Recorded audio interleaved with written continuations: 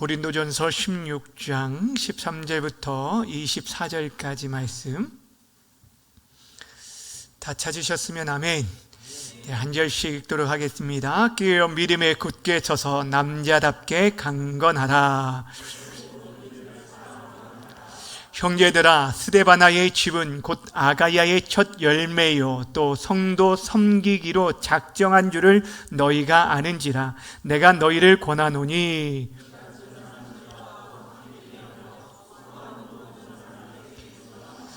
내가 스데바나와 부두나도와 아가이고가 온 것을 기뻐하노니 그들이 너희의 부족한 것을 채웠음이라.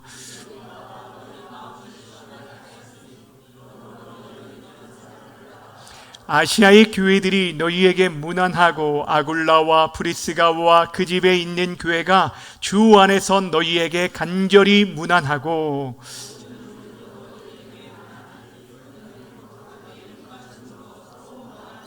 나 바울은 친필로 너희에게 문안하노니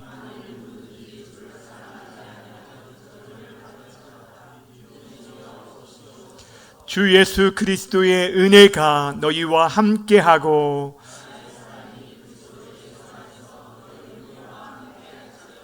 아멘. 이 시간에는 모든 일을 사랑으로 행하라 라는 제목을 가지고 말씀 증거하도록 하겠습니다. 제목을 함께 따라하겠습니다. 모든 일을 사랑으로 행하라.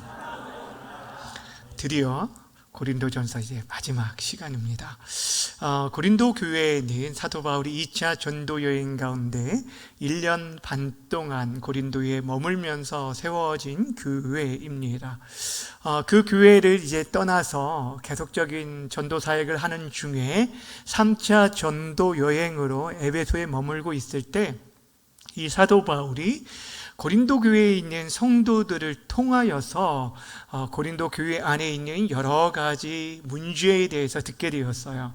특별히 분쟁에 대한 부분들, 우상에 대한 그 재물에 대한 부분들, 세례와 부활, 여러 문제들에 대한 얘기를 듣고 이에 대해서 진리에 따라서 저들을 다시 한번 굳건하게 세우기 위해서 때로는 책망도 하고 때로는 권면도 하면서 이 고린도전서 이 편지를 그들에게 보내게 되었습니다. 그러면서 이제 마지막 부분을 이렇게 권면을 하는데, 여러분, 사람이 마지막 말을 한다라는 것은 그동안에 얘기했던 것을 어떻게 보면 요약해서 하는 말이기도 하고 가장 중요한 것을 남기면서 마지막 그 말을 하는 것들을 보게 됩니다. 그래서 우리가 사람이 죽을 때 남기는 이 유언이 다른 어떤 말보다 더 큰 가치를 가지고 있는 것들을, 영향력을 가지고 있는 것들을 보게 되어지는데, 오늘 고린도전서를 마무리하면서 목회적인 관점에서 저들에게 마지막 권면을 하고 그 다음에 인사를 나누면서 오늘 본문을 마무리하는 것을 보게 됩니다. 이 가운데 저는 세 가지를 좀 같이 나누려고 하는데, 오늘 바울이 권면했던 첫 번째 내용은 오늘 제목처럼 모든 일을 사랑으로 행하라 라는 것이었습니다. 오늘 13절과 14절의 말씀을 먼저 읽어보도록 하겠습니다. 시작. 깨어 믿음에 굳게 서서 남자답게 강건하라. 너희 모든 일을 사랑으로 행하라. 아멘. 여기 13절 14절이 마지막 권면의 말씀입니다. 근데 이 마지막 권면의 말씀을 잘 보면은 동사가 네 가지가 등장하는 것을 보게 됩니다. 처음에 깨어라, 그리고 믿음에 굳게 서라, 그 다음에 남자답게 강건하라, 그리고 사랑으로 행하라. 이 네 가지 동사가 나옵니다. 그러니까 이 네 가지 동사를 지금 명령형으로 주고 있거든요. 그러니까 너희가 깨어 있어라, 믿음으로 굳게 서 있어라, 남자답게 강건해라, 사랑으로 행하라. 이 얘기를 지금 마지막 권면의 말씀으로 주고 있는 것을 보게 됩니다. 여러분, 깨어 있으라라는 이 깨어라라는 이 단어는 사실 주의 강림과 관련된, 즉 다시 오실 주님을 기다리는 그런 종말론적인 관점에서 우리가 가져야 할 태도에 대해서 말할 때마다 깨어있으라라는 단어가 늘 나오는 것을 보게 됩니다. 그러니까 우리가 깨어있어야 한다라는 것은 주님이 언제 임하실지 모르기 때문에 그 앞에 서도록 우리가 깨어있을 것들을 말씀합니다. 특별히 진리 위에 서 있을 것을 말하고 있는 것이고 분별력을 가질 것을 얘기합니다. 여러분, 우리들이 정말 이 시대에 우리를 미혹하는 거짓 가르침들과 이단의 유혹 속에서 우리가 빠지지 않기 위해서는 진리에 굳게 서 있어서 분별력을 가지고 있어야 한다는 것입니다. 그래야 사단의 미혹의 시험에 빠지지 않게 되어지기에 오늘 사도 바울이 깨어 있을 것을 말하고 있어요. 두 번째는 무엇에 굳게 서라고요? 믿음에 굳게 서라. 그 사람이 무엇을 굳게 서 있느냐에 따라서 그의 결론이 달라지는 거예요. 처음에는 이 사람이 잘 나가는 것 같을 수도 있지만 여러분, 흔들리는 거, 이 세상에 흔들리는 것에 기초를 두고 살아가는 사람은 결국에 그것이 사라지면, 예를 들어 돈이나 건강이나 그 위에 자신의 털을 삼으면은 그것이 사라지는 순간 자신의 존재 의미가 사라질 수 있다라는 거예요. 그래서 오늘 성경이 우리에게 무엇 위에 굳건히 서라고 말하냐면 사도 바울은 믿음에 굳게 서라고 얘기합니다. 여러분, 믿음에 굳게 선다는 것은 복음에 굳게 선다는 것이고 말씀 위에 굳게 서는 것을 말합니다. 어떤 사람은 자신의 신념 위에 굳게 서 있는 사람들이 있어요. 자신의 고집과 오랜 경험과 그 신념에 흔들리지 않는 사람이 있어요. 그러나 여러분, 우리들이 이것이 하나님의 말씀이 되어지지 않으면 그 고집으로 인해서 오히려 공동체를 깨트리고 무너뜨릴 수 있다는 것들을 기억하셔야 돼요.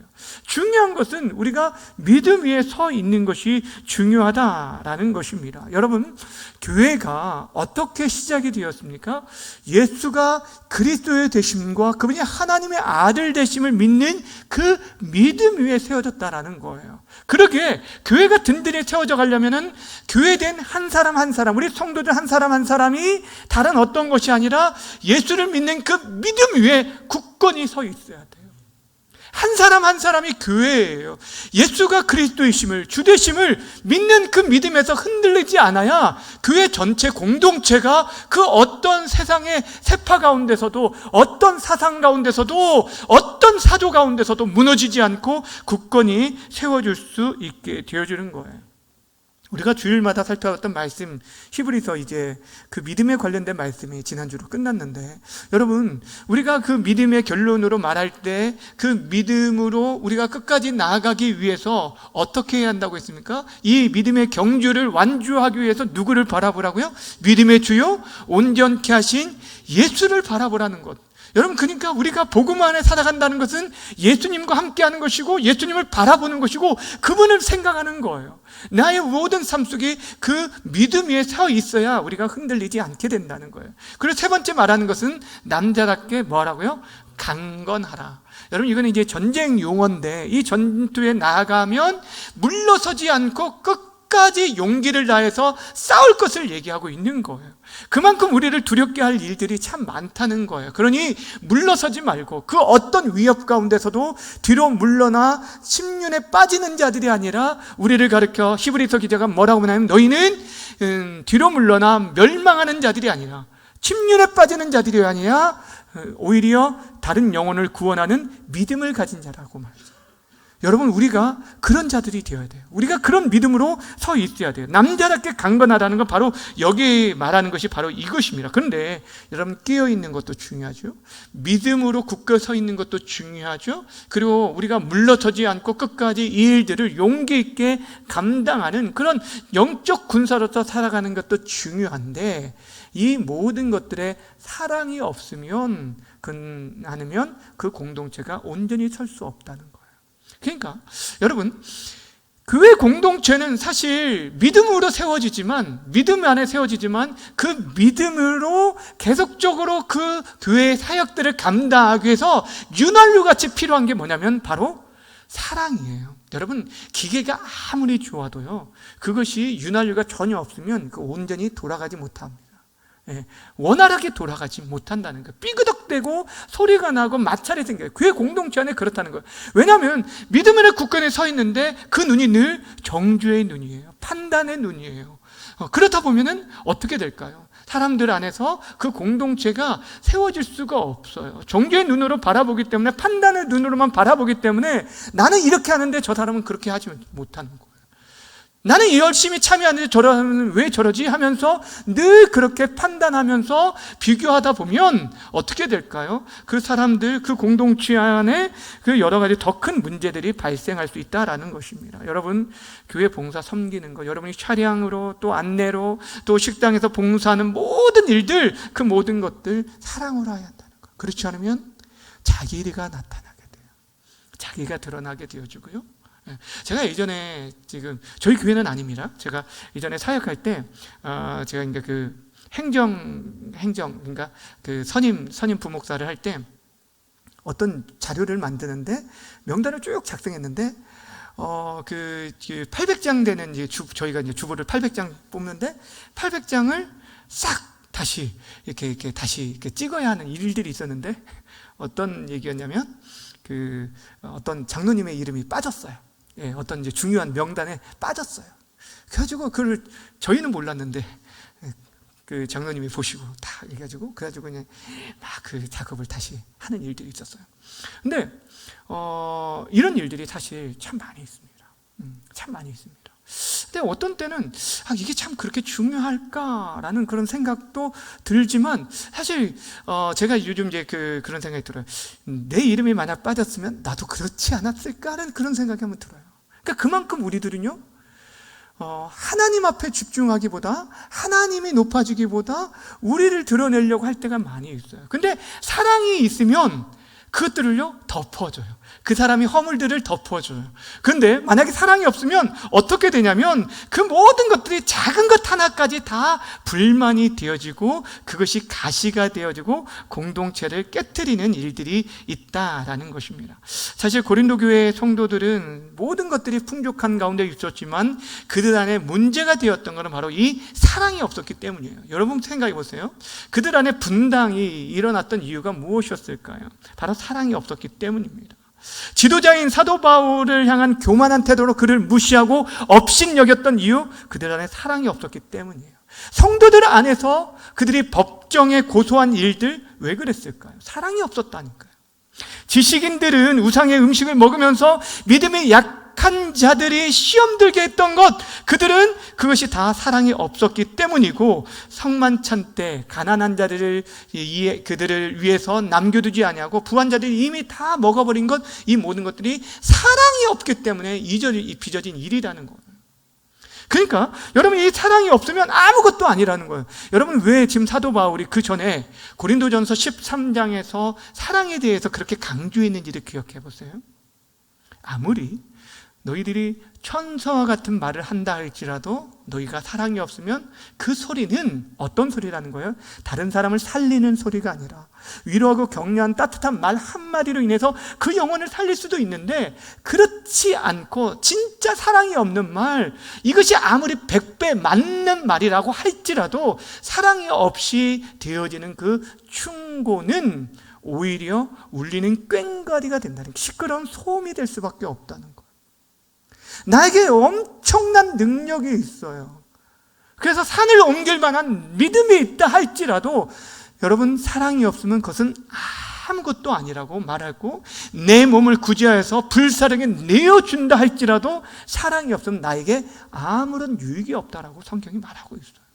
그만큼 사랑이, 그러니까 여러분들이 정말 주님의 몸된 교회를 섬기고자 한다라고 한다면, 지금 사도 바울이 앞에서 깨어 있어라, 믿음에 굳게 서라 라는 얘기도 하고, 또 남자답게 강건하라 라는 얘기를 하면서 가장 마지막에 이 얘기를 하는 것을 기억하셔야 돼요. 모든 일을, 그냥 어떤 특별한 일만 아니에요. 다른 사람들이 이렇게 인정해주고 다른 사람이 눈에 보이는 그런 일들만이 아니라, 다른 사람이 보지 않는 그런 일들이라도 작은 일에서부터 큰 일들을 이루기까지 모든 일들을 뭐하러 해야 하라고요?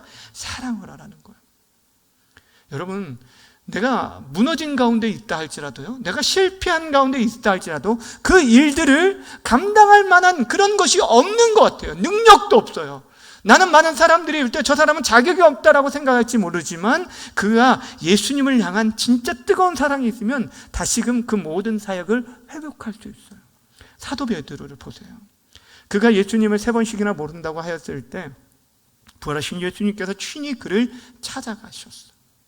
그 갈릴리 호수에 찾아간 것은 다른 어떤 제자들도 많이 있었지만 그 베드로라는 실패한 주저앉아 있는, 그래서 자신의 그 옛 삶으로 돌아갔던 베드로 한 사람을 일으키기 위함이었어요.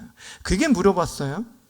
너가 탁월하게 이 모든 사역들을 감당할 능력을 가지고 있느냐? 은사를 가지고 있느냐? 많은 후원자들을 가지고 있느냐? 재정적으로 네가 넉넉하느냐? 이런 것들을 묻지 않았어요. 그게 물어본 것은 그가 가지고 있는 은사와 능력이 아니라 너가 다른 사람보다 나를 더 사랑하느냐를 물었어요. 여러분, 이 질문은 늘 하셔야 돼요. 우리들이 어떤 일들을 할 때 내가 지금 주님을 사랑하고 이 일들을 하고 있는지. 제가 이번 주에 매일 이제 어떤 생각을 하면 지내냐면, 돌아오는 주가 무슨 주일이죠? 예, 감사주일이죠. 감사주일이니까 지난 그 6개월의 시간들을 매일 이제 생각을 하면서 하나님 앞에서 이렇게 감사할 것들, 내가 지금 뭐 어떻게 지금 사역을 해왔지? 이런 생각도 하는데 너무너무 참 하나님 앞에 죄송한 모습들만 생각이 나는 거예요.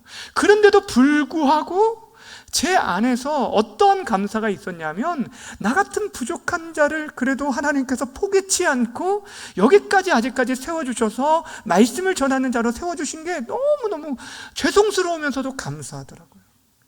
무슨 말이냐면, 여러분이 정말 부족하지만 이 베드로가 얼마나 부족한 가운데 여러분 정말 떨림으로 그랬을까요? 근데 정말 당당하게 주님 정말 제가 사랑합니다가 아니라 주께서 제가 사랑하신 줄 아십니다라는 그런 얘기를 하는 것을 보게 됩니다. 우리가 정말 중심으로 하나님을 사랑할 때 우리가 주의 일들을 감당할 수 있는 거예요. 사도 바울이 지금 부탁하는 게 그거예요. 사도 바울이 마지막으로 권면하는 게 바로 그거예요. 다른 거, 너가 큰 일을 행하라, 많은 일들을 행하라, 다른 사람이 정말 부러워할 만한 그런 위대한 일들을 행하라 라가 아니라 모든 일을 사랑으로 행하라 라고 얘기를 했어요. 정말 우리들이 그렇게 사랑으로 감당하면서 주의 일들을 감당했으면 좋겠습니다. 여러분, 사랑이 답입니다.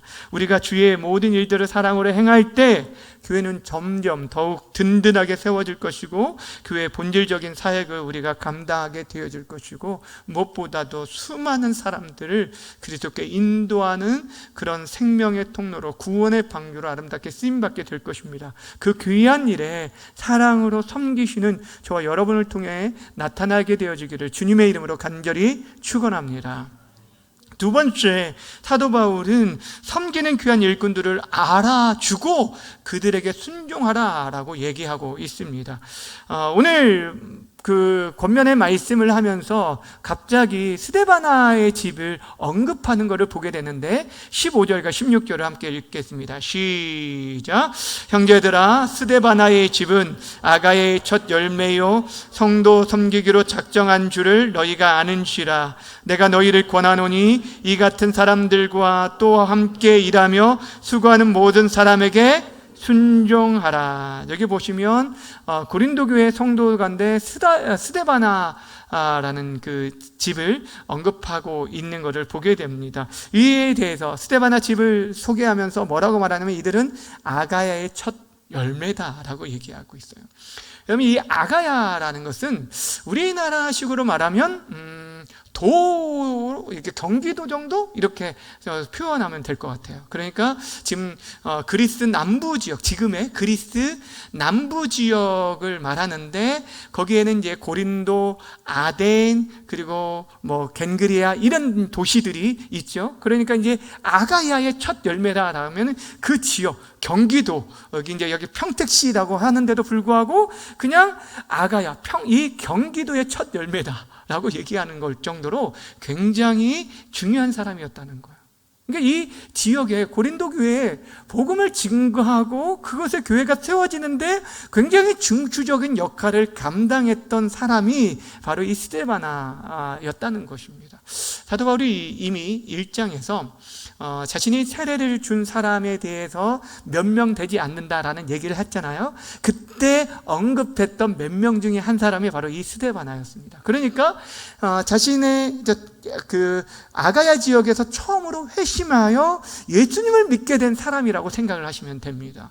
학자들은 아마 이 집에서부터 고린도 교회가 시작되어졌고, 이가 그 모든 그 경제적인 그런 것을 통하여서 그 교회를 섬기게 되었다는 것들을 얘기하는데, 오늘 성경에서 뭐라고 말하냐면 성도 섬기기로 작정된 줄로 알다라고 얘기하고 있어요. 지금 뭘 얘기하냐면 성도 섬기기로 작정했다. 이게 너희들도 안다. 그러니까 이 고린도 성도들은 이 스데바나 이 집을 얘기하면, 야, 저 집은, 저 가정은 정말 교회를 섬기고자 작정된 사람이야 라고 말할 정도로 그렇게 두드러진 그런 사람이었다는 거예요. 여러분, 어떤 집안이었으면 그런 말을 들을 수 있을까요?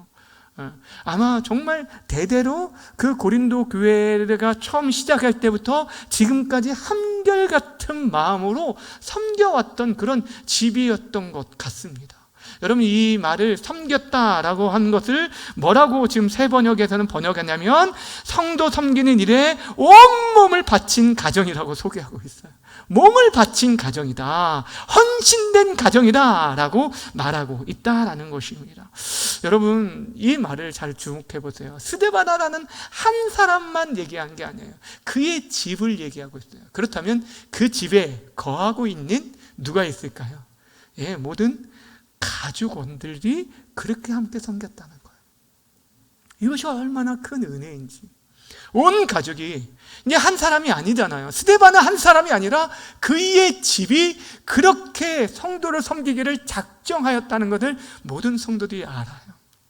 그만큼 결단하고 헌신한 모습을 남편과 아내와 자녀 손에 이르기까지 그들이 모두가 주님의 몸된 교회를 계속적으로 이어받아 섬기고 있는 그런 모습을 보게 돼요. 그러니까 어찌 보면 스데바나 가문을 얘기하는 거.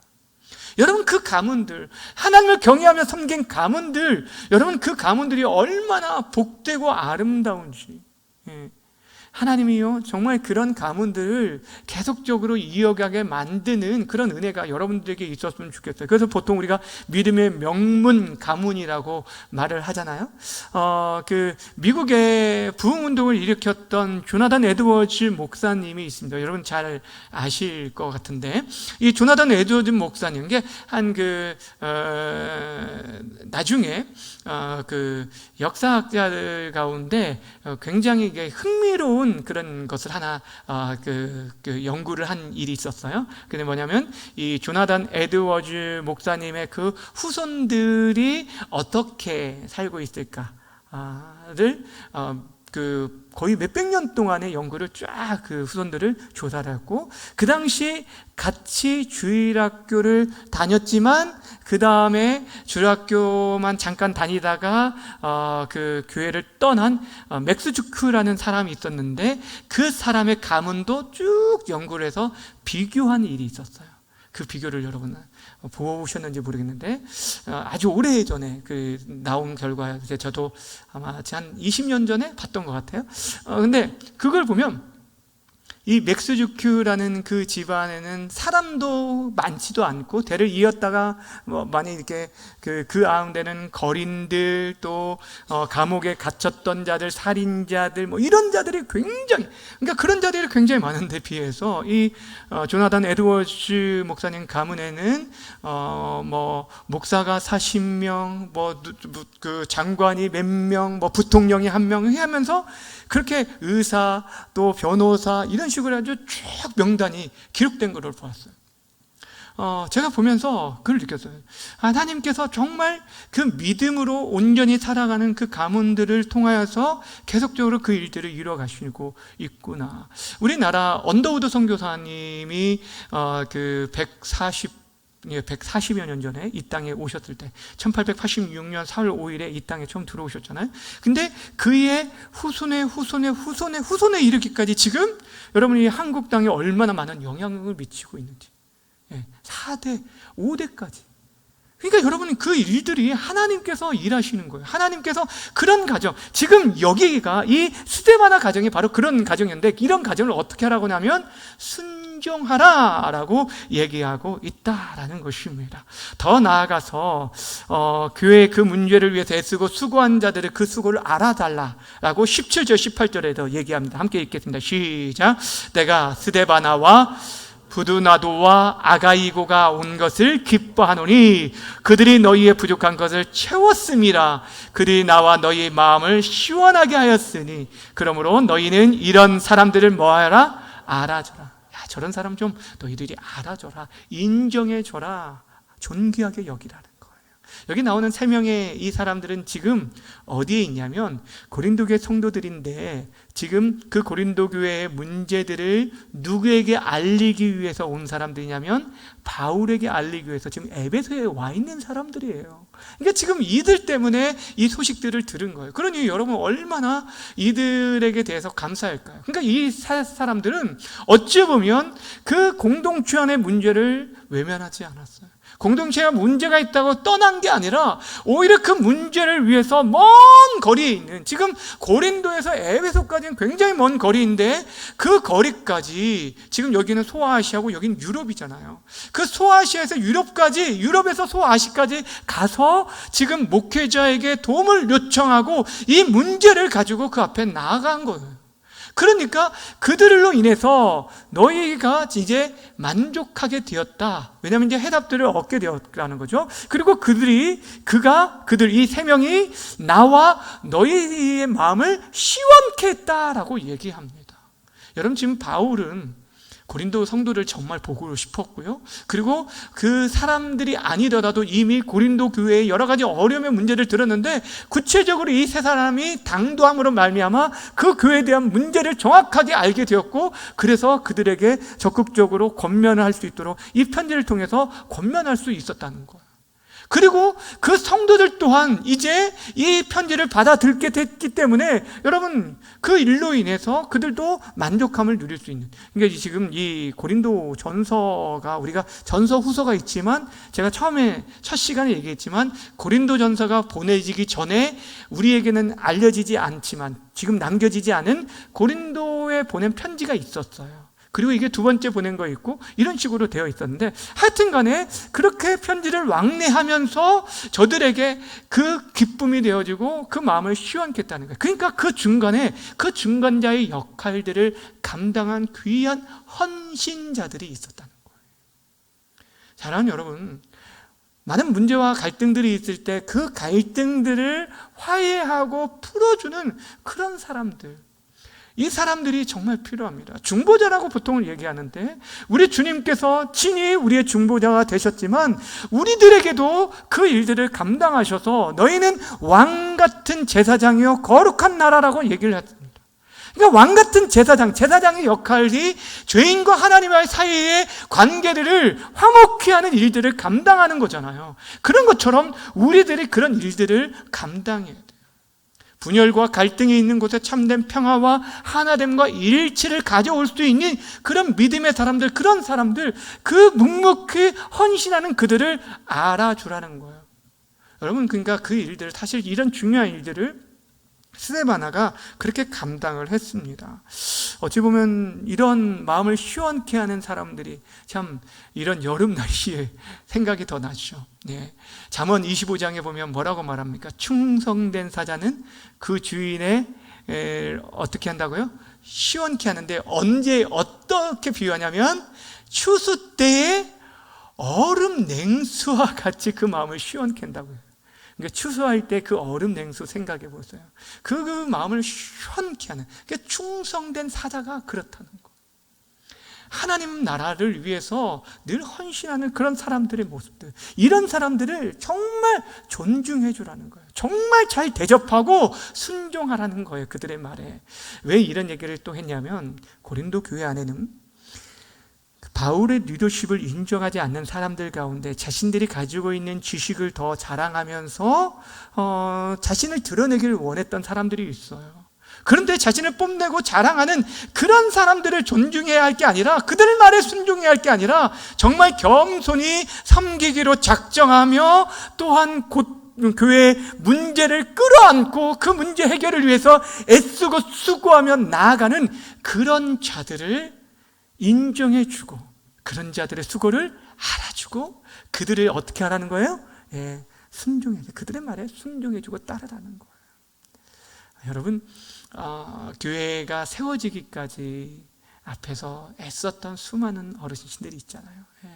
은퇴하신 우리 장로님들 계시고 우리 권사님들 계시는데, 여러분, 그분들이 없었으면, 그분들의 어떤 일일이 하나씩 다 짜고, 이것은 그때 그렇게 했으면 안 되는데, 이러는 저렇게 했어야 하는데, 이런 크고 작은 일들에 대한 것들에 대해서 실수나 작은 이런 허물들을 발견하면서 이런 게 아니라, 정말 그들이 이 자리를 지키고 헌신하며 눈물 뿌려 나아갔던 결과 우리가 이 자리에 있는 거 아닙니까?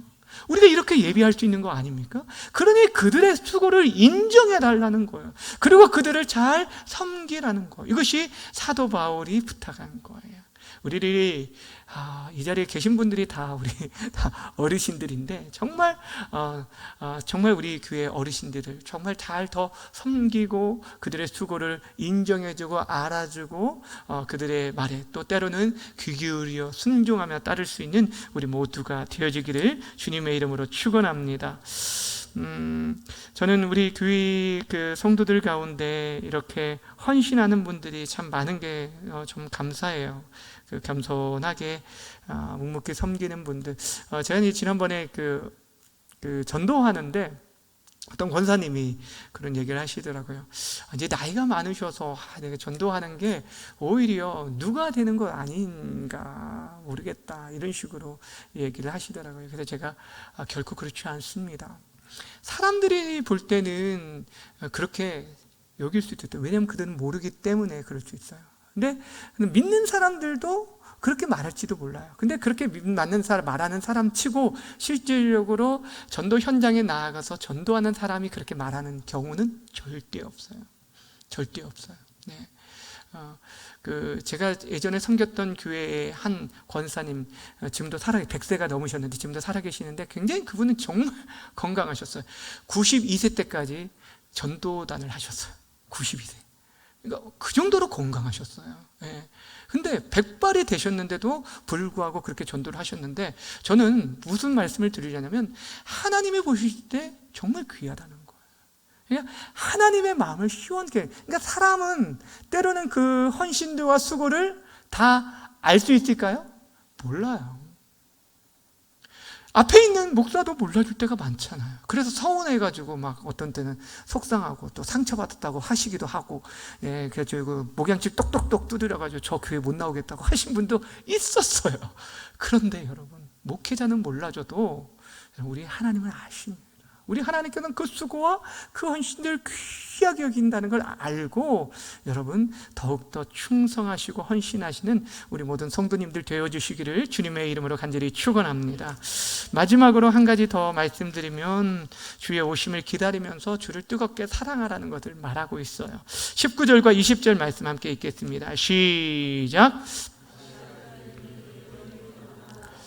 아굴라와 브리스기아와 그 집에 있는 교회가 주 안에서 너희에게 간절히 문안하고 모든 형제도 너희에게 문안하니 너희는 거룩하게 입맞춤으로 서로 문안하라. 아멘. 여기 보면은 마지막 문안 인사를 얘기하는데 크게 이제 세 가지로 얘기를 해요. 아시아에 있는 교회들이 문안한다. 이 아시아, 지금 사도 바울이 있는 그 에베소 지역, 소아시아 지역을 말하는데, 그러니까 그 지역의 사람들, 교회들은 어찌 보면 고린도 교회 성도들하고 알 수 있을까요? 모르죠. 교제한 일들도 없지만, 그럼에도 불구하고 멀리 떨어져 있고 알지 못하지만 우리들이 모두가 다른 지역에서 다른 모습으로 섬기고 있지만 하나된, 모두가 예수 그리스도 안에서 하나된 한 공동체라는 것들을, 큰 우주적인 한 교회라는 것들을 알고 그렇게 서로 문안하는 거예요. 격려하는 거예요. 믿음으로 격려하는 거예요. 다른 여러분 이렇게 가끔 아까 전도 얘기했는데 전도하다가 믿는 분들이 이렇게 만나거든요. 근데 그런 분들이 또 이런 얘기를 해줘요. 그러면 전도하고 있으면 저 예수 믿어요 하면서 더운데 너무 애쓰십니다 이런 말 한마디 해주시는 거예요. 이게 얼마나 그게 위로가 되고 힘이 되는지 모릅니다. 그렇지 않습니까? 그렇습니다. 여러분, 우리가 같은 교회가 아닐지라도 서로가 믿음으로 서로를 문안하고 격려하고 축복할 수 있어야 한다는 것이죠. 두 번째, 누가 문안하냐면 아굴라와 브리스길라와 그의 집의 교회들이 문안한다라고 얘기하는데, 여러분, 아굴라와 브리스길라는 특별히 이 고린도 교회에 애정이 많았죠. 왜냐하면 고린도 교회가 세워지는데 누가 함께 했냐면 이 아굴라와 브리스길라와 함께 했습니다. 이들이 로마에서 추방당해서 고린도에 머무르는 동안 먼저 머물러서 있을 때 사도 바울이 고린도에 와서 만났습니다. 그런데 같은 업이었어요. 장막 짓는 일을 하였기 때문에 같이 귀한 동역자가 되어서 섬겼는데, 사도 바울이 고린도 교회를 세우는 동안 이들의 중심적인 역할을 했고 에베소에 올 때도 같이 따라왔기 때문에 이 고린도 교회 성도들에 대한 애착이 누구보다 많았기 때문에 오늘 본문에 보면은 이렇게 얘기해요. 간절히 문안한다라고 얘기를 해요. 그리고 나서 이제 사도 바울이 친히 자신이 문안하는데 친필로 직접 기록하였다라고 말합니다. 이거는 이제 당시에 그 앞에까지는 대필제가 대신 이렇게 말을 하면은 쭉 적어져요. 근데 그 편지가 사도 바울의 편지라는 것, 진위성을 나타내기 위해서, 그 권위를 나타내기 위해서 마지막에 친필로 이렇게 글을 쓰고 인사말을 남깁니다. 그래서 그리스도의 은혜가 너희와 함께하기를 원한다, 이렇게 보통 마무리를 해요. 근데 오늘 본문에 보면 아주 특이하게 마무리를 합니다. 친필로 기록하면서 이 말을 남깁니다. 축복의 말씀을 마지막에 남기지만 그 전에 어떤 말씀을 남기는지 22절 주목하면서 함께 읽겠습니다. 시작. 하지 아니하면 저주를 받을지어다. 우리 주여 오시옵소서. 아멘. 여러분, 사도 바울의 그 서신을 쭉 읽어보면 그 서신 마지막마다 여러 문안 인사를 하는 걸 보셨죠? 전혀 안 본 것처럼 다 보셨을 거예요. 근데 그 가운데 사실 이렇게 마지막 친필로 쓰면서 저주에 대한 얘기를 하는 것은 거의 없습니다. 아니, 고린도 교회가 그렇게 탈도 많고 문제도 많은 그런 교회였기 때문에 이런 얘기를 했을까요? 왜 지금 갑자기 누구든지 주를 사랑하지 않으면 저주를 받을지어다라는 그런 얘기를 했을까요? 저는 이 사도 바울의 이 마음은 어찌 보면 진짜 그 교회를 세웠던 목회자였기 때문에 이런 말을 할 수 있었다라고 생각을 합니다. 내가 너무도 사랑하는 자녀예요. 내가 너무 사랑하는 그 자녀인데 그 자녀가 지금 곁길로 가고 있어요. 복음에서 떠나 있어요.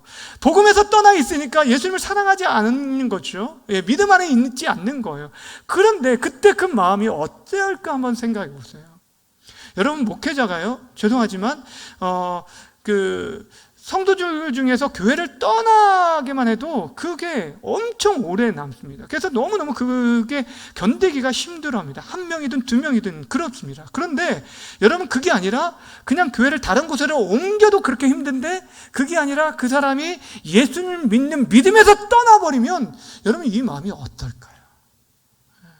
그래서 지금 사도 바울이 아비의 마음을 가지고 그게 경고를 하고 있는 거예요. 그게 경고를 하고 있는 거예요. 주를 너가 사랑하지 않으면 마지막에 심판이 예비되어 있다는 것을 얘기하는 거예요. 그러면서 우리 주여 오시옵소서. 지금 사도 바울, 지금 초대교회 성도들이 아멘 예수여 오시옵소서, 마라나타, 예수님의 오심을 기다리면서 그날이 반드시 올 것을 믿기 때문에 그 얘기를 하였던 거예요.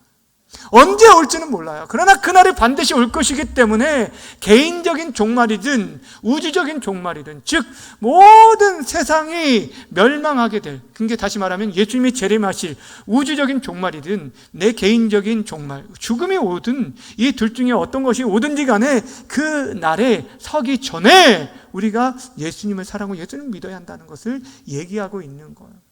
저는 이것이 우리 성도들에게 있어서 필요한 그런 말씀이 아닌가 생각이 들었어요. 우리가 우리 자녀들에게요, 죄송하지만 이게 저주가 아니라요, 이 경고의 말을 듣고 그들이 돌이켜서 진짜 예수 안에서 누릴 수 있는 그 은혜와 축복을 받아 누릴 수 있도록 하는 것, 이것이 사도 바울이 남기는 마지막 권면이 아닐까 생각이 들었습니다. 전에 사랑하는 여러분, 이런 말씀을 들을 때 참 마음이 무겁죠. 왜냐하면 우리의 자녀들이, 교회를 나오지 않는 자녀들이 너무너무 많이 있어요. 너무너무 많이 있어요. 이 문제는요, 누구도 예외가 될 수가 없습니다. 쉬운 문제가 아니에요. 안심할 수가 없어요. 지금 우리 자녀가 교회에 나온다 할지라도 그가 진짜 예수를 나의 구주 하나님으로 믿고 있는지 그것도 한번 점검해 봐야 돼요.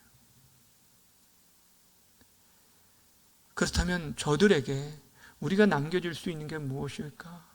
늘 그냥 축복의 얘기만 남기는 게 아니라 사도 바울이 정말 아비의 마음으로 저들에게 주를 사랑하지 않으면 저주를 받으리라, 이 얘기를 친필로 쓰면서 어떤 심정으로 썼을까를 한번 생각해 보았어요. 사랑하는 여러분, 그런 말 쉽게 남길 수가 없습니다. 그런데 여러분, 우리들이 진짜 중요한 가치가 무엇인지, 정말 중요한 생명이 무엇인지를 안다면 우리들이 우리 사랑하는 자녀들에게 남길 수 있는 권면이 바로 이것이 되어야 합니다. 사랑하는 여러분, 모든 일들을 사랑으로 행하시기를 바랍니다. 그리고 교회를 겸손히 섬기시는 주의 사랑하는 성도들을 정말 인정해주고, 내가 판단하는 게 아니에요. 그 있는 그대로를 여러분들이 그 수고를 알아주고 인정해 주시기를 바라고, 무엇보다 주님 오실 날 멀지 않았습니다. 지금 세상에 일어나는 일들을 보시면 정말 주님 오실 날 정말 멀지 않은 것 같아요. 우리 때 정말 올 수도 있겠다라는 생각이 듭니다. 여러분, 그 앞에 서기까지 우리들이 더욱더 주님을 사랑하며 섬길 수 있는 우리 중앙교회 모든 성도님들 되어주시기를 주님의 이름으로 간절히 축원합니다.